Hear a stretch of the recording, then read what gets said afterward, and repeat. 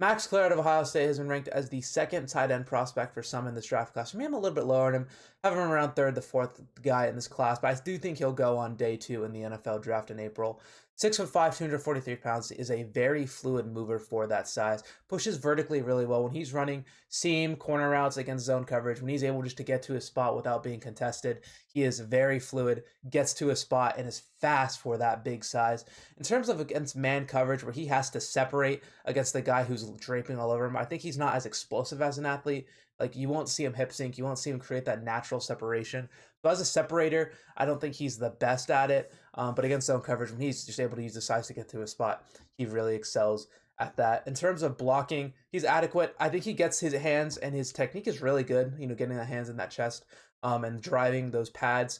But in terms of, getting that lower body strength, it's just not there yet. So where he really can't move people out of the way. He'll get his hands, he'll be able to shield people off, but I don't think he's really a powerful tight end blocker yet to really move defensive linemen off spots and things like that.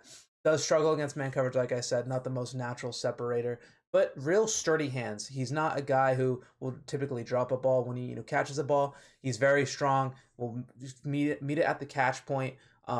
Really good at tracking the ball over his shoulder. That's a couple times he did really well in his college career. But in terms of a jump ball situation type of tight end, you won't see him push vertically to get a ball against smaller defenders.